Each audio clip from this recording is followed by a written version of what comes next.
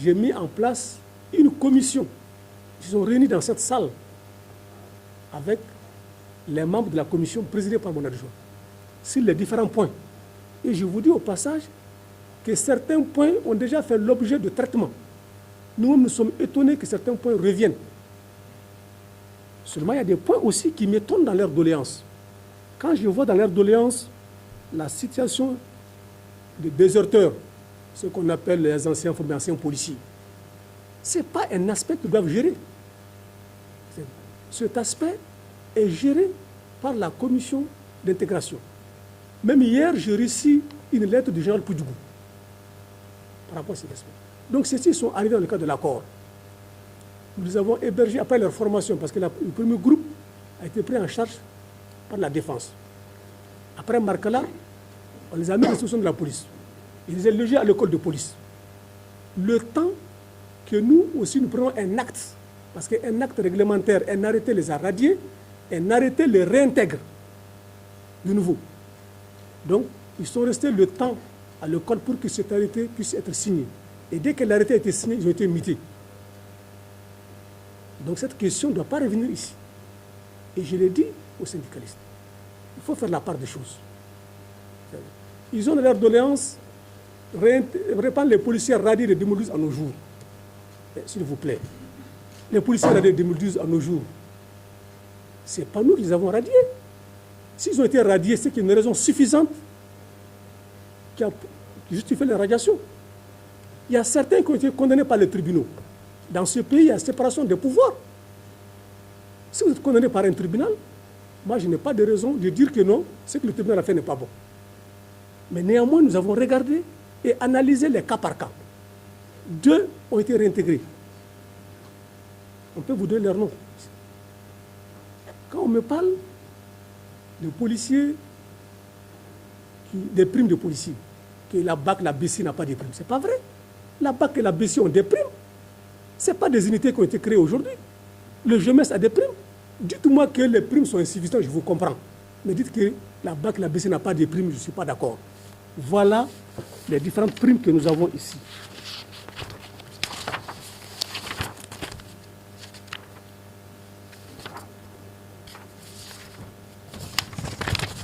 Excusez-moi.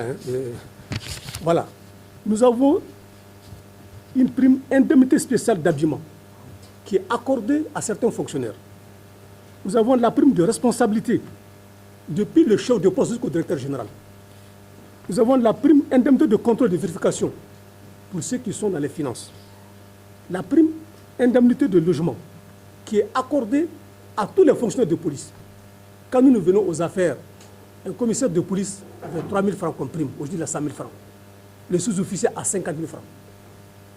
Dites-moi qu'on a fait un effort quand même. Allocation complémentaire de stage à l'extérieur. Nous avons augmenté cela. Il y a un tableau qui est là. Cette prime à l'allocation seulement,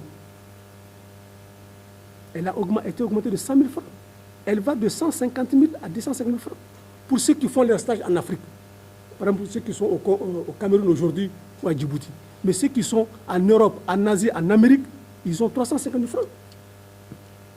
C'est le budget national. Il n'est pas fait seulement pour les seuls policiers. Il faut que les gens reconnaissent les efforts qui ont été faits. Il y a les indemnités heures supplémentaires qui ont aussi été augmentées. Seulement que les policiers, ils travaillent 24 sur 24. Il faut compenser cela. L'indemnité de monture pour certains fonctionnaires qui utilisent leur engin pour les besoins du service. L'indemnité de résidence, l'indemnité de mission à l'extérieur, etc., etc. Voilà un ensemble du prix qui a été donné. Donc, qu'on me dise que la BAC et la BC n'ont pas de prime, je m'inscris en fou. C'est pourquoi ils ont demandé la lecture du décret 350. Depuis l'année dernière, nous avons réuni tous les syndicats. Parce qu'il faut faire la part des choses. Il y a ce qu'on appelle aujourd'hui la coalition des syndicats de la police, qui est distincte de la coordination des syndicats de la police. La coordination est composée de tous ces anciens syndicats, SPN, UNTM, SPN, CSTM, syndicats commissaires, syndicats officiers. Ceux-ci forment la coordination. Et il y a le SAP et d'autres syndicats nouvellement créés, qui ont créé leur coalition. Et j'ai dit, la création d'un syndicat répond aussi à la législation. Vous ne pouvez pas vous réveiller un bon matin créer un syndicat. Il y a le dépôt, vous les journalistes, quand vous créez votre organe de presse, vous ne les publiez pas, il faut que la loi vous autorise à les créer. Et vous faites un dépôt légal, oui ou non. Et c'est ça valable aussi pour la police. Donc, vous ne pouvez pas venir un bon matin, il élève le secrétaire général, j'ai l'honneur de vous informer de la création de mon syndicat. Et que vous voulez que je prenne ça comme ça. Non, conformez-vous au texte. En ce temps, nous sommes très ouverts. On a créé un dialogue de concertation. Chaque mois, nous réunissons avec les syndicats pour voir sur quoi on peut anticiper. Le dialogue, il est là. Donc aujourd'hui, je ne vois pas ce qui peut justifier un sit-in devant le ministère de la Sécurité. Parce qu'avant d'aller au ministère de la Sécurité, il faut d'abord passer par la DGPN. Parce que tous les syndicats, c'est auprès du directeur général. Même si le ministre est notre chef, c'est d'accord avec moi qui suis l'accord de transmission. Venez me voir. Si je ne peux pas vous satisfaire, je me réfère à mon chef. Et je peux vous dire, jusqu'ici, il n'y a aucun grain de sable qui grippe la machine. Écoute-moi très bien. Donc je ne peux pas comprendre. Je suis prêt à défier quiconque à me dire le contraire. Donc je ne comprends pas les raisons de ce sitting. Et vous avez vous-même, la majorité des syndicats de la police se sont désolidarisés pour dire qu'ils ne sont pas là-dedans.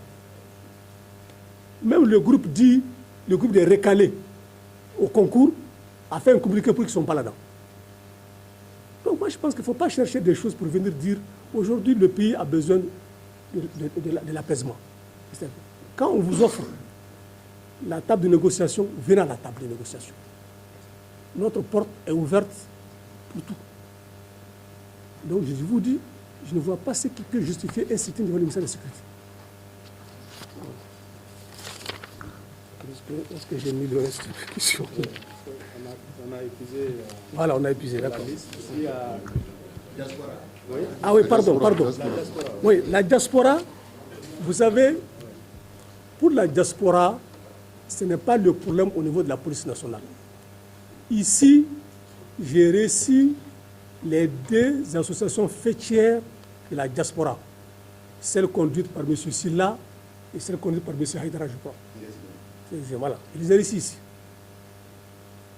Il y a au niveau de nos ambassades, il y a des ambassades qui sont connectées au niveau de la police aux frontières. Donc on nous envoie les données par Internet et nous répondons. Ceux qui ne sont pas connectés, la délégation vient, on les retourne. Aujourd'hui, je vous dis, tous les pays du monde sont allés à la biométrie. Donc nos parents qui sont à l'extérieur, qui sont rentrés sur une autre identité, ils ont des problèmes. Rappelez-vous, il y a environ 2 ans, quand il y a eu un mouvement d'humeur au consulat du Mali à Paris, à l'époque, nous avons prorogé nos passeports. N'est-ce pas, ça m'a fait 2 fois de suite, pour mettre à l'aise nos compatriotes. Mais aujourd'hui, le numéro NINA est une réalité au Mali, que les gens acceptent d'aller prendre le numéro NINA. Certains se sont fait enrôler et aujourd'hui ils ont des problèmes parce qu'ils veulent changer d'identité. Mais les machines sont intelligentes. Quand vous mettez vos noms, vos coordonnées, vos dates de naissance, les noms des parents, mais demain si vous venez, on vous dit non, attention, cette identité correspond à un tel. Nous-mêmes, nous avons démantelé un réseau de fautes. Les cartes NINA ici. Nous avons pris leur matériel informatique. Et on a eu des réunions avec le centre d'état civil. Et aujourd'hui, il faut que le teste. Donc il faut que tous les Maliens aient leur NINA. Et nous sommes là au service de tout le monde. Pas plus tard qu'hier, nous avons résolu un problème de Maliens à l'extérieur, notamment aux États-Unis. Donc, à la police, il n'y a aucun souci. Si vous venez avec les documents, on vous donne le passeport. Mais vous êtes d'accord avec moi que tous les documents ne sont pas produits aussi à la police. Parce que le nouveau passeport porte votre numéro NINA. Et ce numéro NINA, il est unique. Et il vous suit depuis votre naissance jusqu'à votre décès. C'est un numéro national d'identification. Dans d'autres pays, il y a même des directions nationales de numéro d'identification. Donc, il faut que la diaspora s'adresse d'abord à ces militants pour qu'ils prennent les bons documents. Tu ne peux pas aller en aventure et rester longtemps là-bas, mais l'ingestion des États change. Même chez nous ici, il y a des pays qui, à l'indépendance, avaient des conventions avec le Mali. C'est-à-dire que le ressortissant de ce pays, je prends l'exemple du Cameroun, vous venez au Mali comme vous voulez. Mais depuis un certain temps, on a revu certaines dispositions de ces conventions, parce que le contexte sécuritaire du moment l'exige. Donc il faut que le citoyen malien à l'extérieur aussi s'adapte aux réalités. C'est pourquoi dans le passeport, quand vous lisez, on vous dit de respecter les lois du pays d'accueil. On vous dit, cherchez à savoir quel est le conseiller de l'ambassade du Mali le plus proche, pour qu'on vous donne l'information.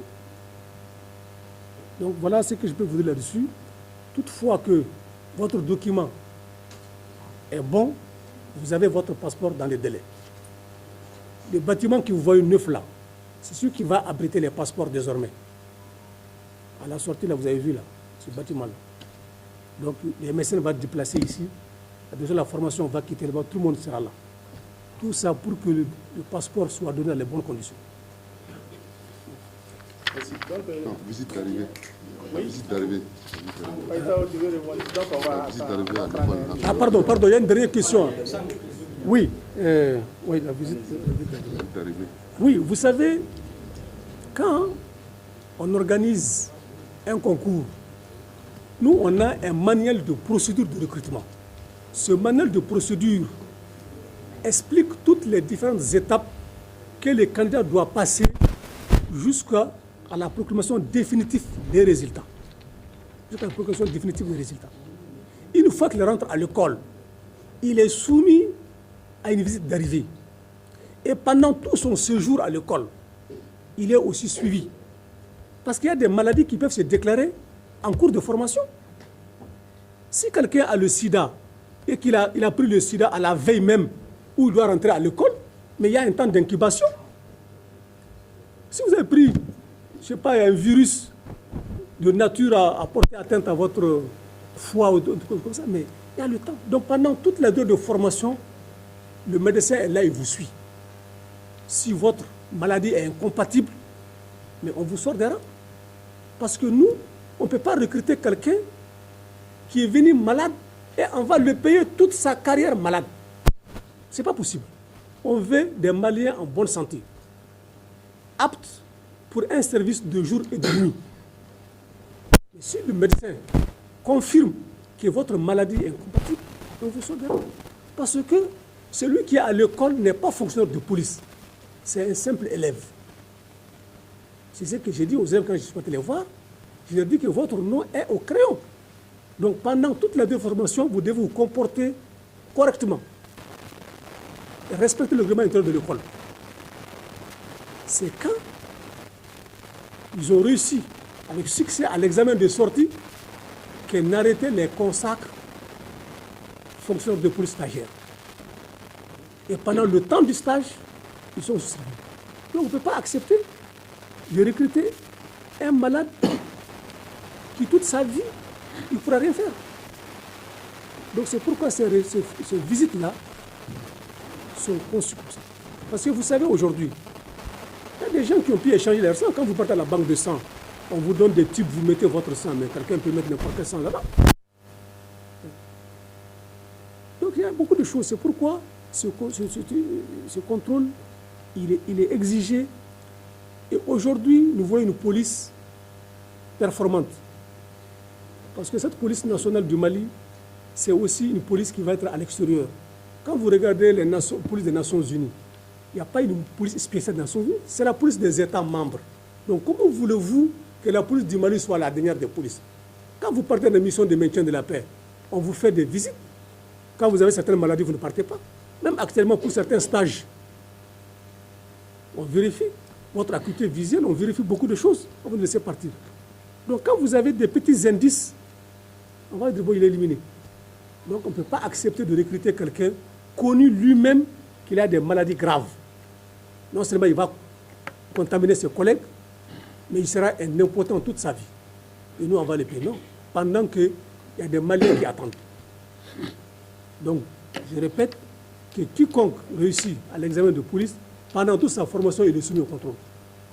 Même les fonctionnaires qui sont en l'État aujourd'hui passent régulièrement des contrôles pour voir comment les choses évoluent. Et c'est pourquoi, souvent, nous ajustons. Récemment, il y a des policiers qu'on a déplacés d'un service vers un autre parce que leur état physique, leur santé ne leur permet pas de faire cette activité. Donc on essaie de trouver un service où ils seront moins sollicités. Donc on ne peut pas se permettre de recruter quelqu'un qui est connu malade dès le premier jour. Voilà, monsieur, ce que j'ai à vous dire sur cette question. Oui. Les sorts, oui. Les sorts, oui. Oui, d'accord, j'ai retenu Païta. Il y a qui encore? Oui. Sarah Diko. Pardon? C'est vous, Gambi? Gambie. Quel organe? Mikado. Par là? Oui. C'est le Guido, non? Guido. Par là? La personne? Une dame? Ah, les dames, prenez quand même le micro. D'accord, donc on va boucler. Elles ne sont pas trop inspirées ce matin. Non, ils disent qu'elles ont répondu, elles sont sages. Non, les dames sont sages. D'accord. DG, donc on a 4 et 5. Oui. Le sort. Aboka Traoré. Ma question s'intéresse au quittancier. Quittancier, oui. Dans le cadre de la lutte contre la corruption, vous venez de rappeler à travers votre exposé liminaire qu'il y a eu 70 millions de cachis par rapport au traitement. Jusqu'à présent, beaucoup de contracteurs se plaignent par rapport à l'absence de quittancier au niveau de certains grands carrefours. Quel commentaire avez-vous par rapport à cela? Bien. Oui, le suivant. Dire pas. Salah Diko. C'est par rapport à la coopération entre les forces de défense et la police. Parce que lors des événements tragiques nous avons critiqué les forces de défense. Quel est aujourd'hui l'état de la coopération, sinon de la collaboration entre les forces de défense et la police? D'accord. C'est tout comme oui, Mikado. Merci beaucoup, DJ. Et ma question concerne le banditisme qui se propage actuellement dans la capitale malienne. Pas plus que les mois passés, moi personnellement j'ai perdu un ami et des bandits qui voulaient prendre sa moto. Aujourd'hui, au-delà des patrouilles, qu'est-ce que la direction voudrait faire pour vraiment sécuriser les Maliens, en tout cas dans la capitale malienne? Ça, c'est la première question. La deuxième question concerne l'événement malheureux qui s'est passé à Nino et beaucoup de jeunes qui ont été emprisonnés. Aujourd'hui, quelle est leur situation? Merci beaucoup. Merci. Merci. Je voudrais savoir les difficultés auxquelles la direction est confrontée.